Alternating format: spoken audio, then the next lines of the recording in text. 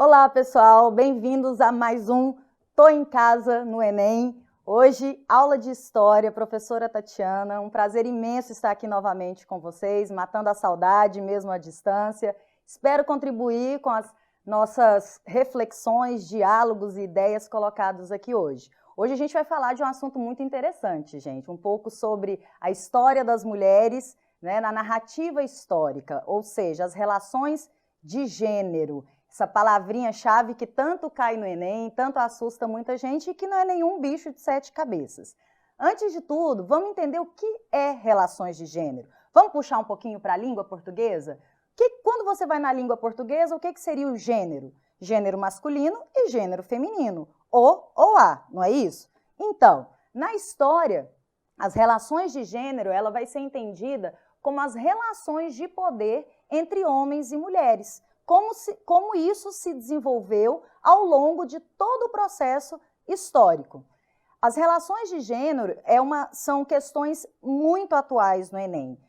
De 2014 para cá, são questões que caem bastante. Nós temos aí, se vocês pegarem as provas antigas, várias questões que vão tratar sobre a história, a narrativa das mulheres. Professora, mas então gênero é história das mulheres? Não, como eu falei, são as relações de poder entre homens e mulheres, mas foca-se na história das mulheres justamente porque as mulheres, assim como outros grupos sociais, foi um grupo marginalizado, foi um grupo segregado da narrativa histórica. A história, ela passou por um revisionismo a partir da década de 70, ou seja, ela foi repensada enquanto ciência e ela chegou ao ponto de se colocar em xeque, ou seja, onde estão outros grupos da história? Onde estão os indígenas na história? Onde estão as mulheres? Onde estão os negros? Onde estão os imigrantes na história? Todos esses grupos, eles foram, de certa forma, marginalizados, silenciados, negligenciados. Por quê? Bom, é uma questão histórica. Quem sempre esteve no poder da escrita histórica?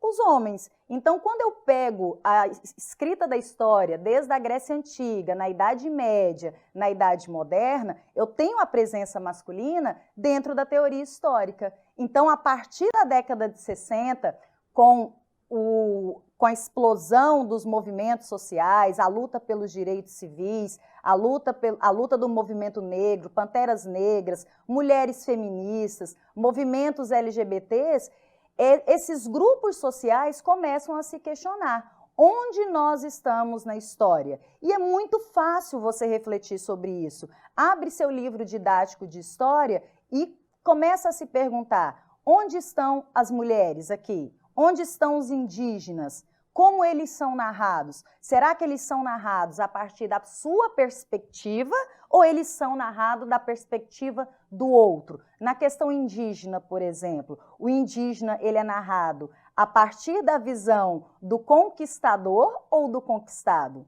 Se você perguntar para um grupo indígena se a descoberta, né, descoberta entre aspas, porque a gente só descobre o que não existe, se você pergunta para um grupo indígena se o descobrimento do Brasil foi uma chegada, foi uma conquista ou foi um holocausto, você vai ter uma outra resposta a partir desse grupo. A história oficial já nos coloca como conquista. Então, a partir desse revisionismo histórico, as mulheres também começaram a se questionar: onde estão as mulheres na história? Onde estão todas essas mulheres que foram importantíssimas em todo o processo histórico? Até porque na Grécia alguém pariu todos os atenienses, na Idade Média alguém pariu todas aquelas pessoas. Então as mulheres sempre estiveram presentes na história. A negligência foi na narrativa, foi na escrita. E por quê? Porque a escrita é uma relação de poder, era uma instituição em que só os homens ocupavam. Então, hoje, a gente vai trazer para vocês a importância da luta, da conquista das mulheres pelo seu espaço, pelo seu lugar social, consequentemente, pela conquista dentro da história. Falar de história das mulheres, gente, é antes de tudo falar de luta, falar de conquistas. As mulheres, nós já temos impulsos de luta, impulsos de conquistas desde muito tempo. Na Grécia Antiga eu tenho mulheres atuantes, se a gente for pesquisar a fundo, eu tenho filósofas atuantes. Na Idade Média tenho mulheres importantíssimas, na Idade Moderna, a própria Rainha Elizabeth, as grandes estadistas, né? Mas é no século XX, a partir do século XX, que elas vão ganhar força. Por causa do quê? Por causa do movimento feminista, por causa dos movimentos sociais. O contexto histórico do século XX vai ser favorável a essas mulheres para a conquista dos seus direitos, enquanto cidadã e enquanto mulher, a partir das suas perspectivas individuais. Então, a partir da década de 60, eclode no continente americano uma luta por direitos civis. E esses direitos civis vêm do movimento negro, vêm do movimento LGBT, vêm da luta feminista, como aqui eu falei, e isso vai abrir espaço para as mulheres se colocarem no espaço público, sair do espaço privado, para onde ela foi delegada historicamente, que era o ambiente do lar, e ocupar o espaço público. A partir daí, e ao acesso à educação, as mulheres se questionam onde nós estamos na história. Nós sempre estivemos presentes na história. Nós apenas fomos segregadas da narrativa, tá? Prestem bem atenção nisso, porque isso é muito importante quando a gente vai falar sobre as problemáticas das questões do Enem. Que é um exemplo muito legal, vamos falar aqui um pouquinho de Revolução Francesa. Todo mundo estudou Revolução Francesa, tem que saber. É o que inaugura a era contemporânea, né? A Revolução de 1789. Em 1791, logo após a eclosão da Revolução Francesa, quando é criada a primeira Declaração dos Direitos do Homem e do Cidadão, nós temos uma rebelde chamada Olympe de Gouges, em que não aceita esse nome e esse documento histórico como a Declaração dos Direitos do Homem e do Cidadão, porque as mulheres participaram da Revolução Francesa, foram atuantes e protagonistas, assim como os homens. Se a gente puxa a história das mulheres na Revolução, a gente consegue achar esses indícios. Então, Olympe de Gouges, ela vai questionar o próprio Robespierre e falar, não tem que ser Declaração dos Direitos do Homem e do Cidadão, tem que ser Declaração dos Direitos do Homem, da Mulher e do Cidadão. O que acontece com a Charlotte de Gaulle por essa rebeldia? Ela é condenada à morte e aí ela é assassinada pelo próprio Robespierre. As últimas palavras de Olympe de Gauges são: se uma mulher tem direito a subir ao cadafalso, ela também tem o direito de votar. Então a história ela vai nos mostrando indícios de mulheres que lutaram pelos seus direitos, pela equidade, pela igualdade, mas que não foram colocadas, não foram registradas na narrativa histórica, tá? A partir do século XIX, esse movimento, por causa da Revolução Industrial, as mulheres vão para o espaço público, vão trabalhar nas fábricas, vão trabalhar na indústria, vão ocupando lugares de trabalho e no século XX esse movimento eclode como um grande movimento conhecido como movimento feminista. Exemplo dessas manifestações por luta de igualdade, equidade, justiça e respeito a partir das mulheres está presente, inclusive, no movimento negro na década de 60. A década de 60, gente, é o grande epicentro do século XX na eclosão de movimentos sociais. Como eu falei, movimento dos Panteras Negras, movimento feminista, movimento LGBT, é a luta em geral pelos direitos de cidadania de todos esses grupos que foram segregados, que foram postos à margem durante toda a história, durante todo o processo histórico. Nessa questão do Enem 2018, a questão 50, a gente vai fazer uma análise de como a mulher está presente nessas lutas por direitos e que, de certa forma, não aparecem na história. Então, vamos lá, o Enem 2018, questão 50.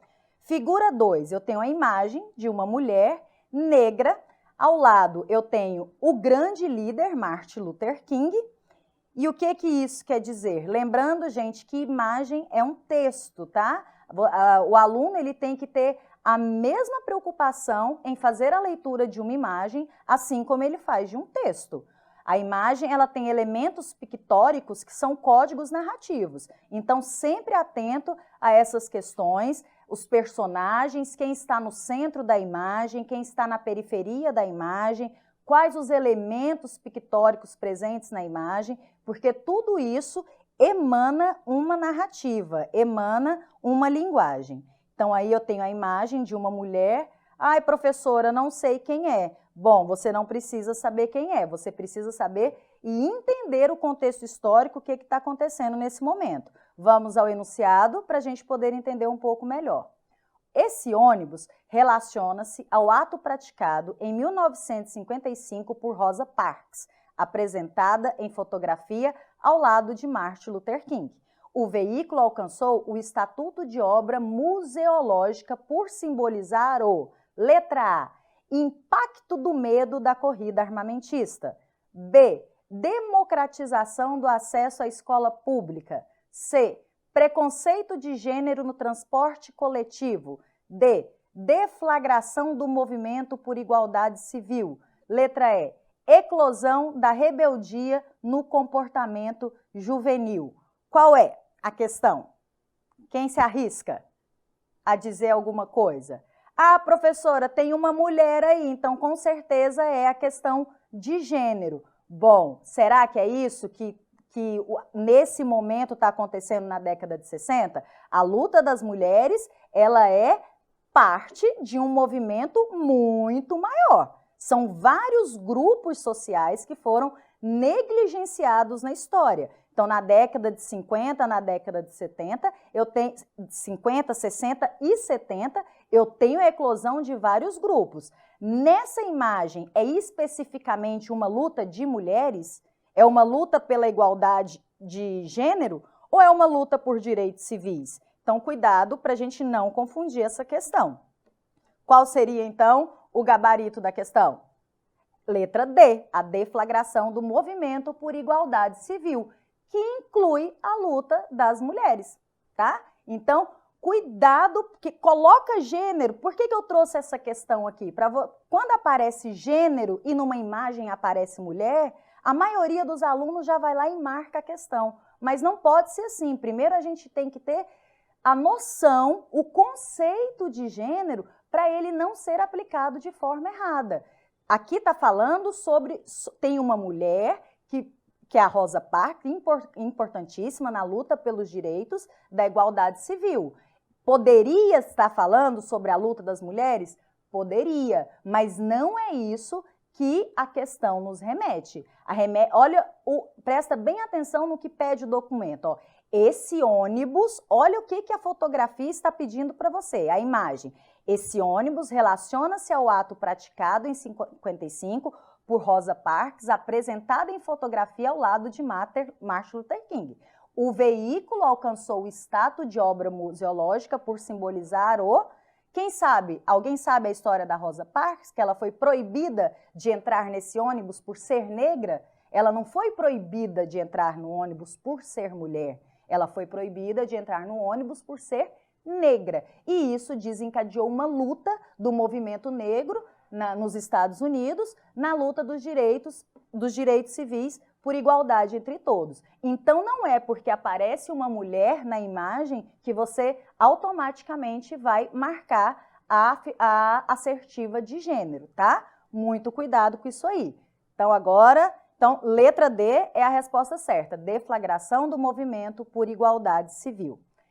Lembrando, então, gente, que falar da história das mulheres em âmbito internacional, na história geral, é sempre muito importante. Mas na história do Brasil também não faltaram protagonistas, não faltaram heroínas, não faltaram mulheres de luta, mulheres que se colocaram no espaço público, que transgrediram seu lugar historicamente determinado, que era a casa, o lar, e foram para a luta, foram lutar pelos seus direitos. Temos muitas mulheres no Brasil colônia, eu posso falar da grande Chica da Silva, no Arraial de Diamantina, que se casou com o maior contratador de diamantes da época, e foi uma grande euforia, foi uma grande transgressão para a época, né? Temos mulheres feministas antes do século, não mulheres feministas já no gênero, mas impulsos feministas, impulsos de mulheres que já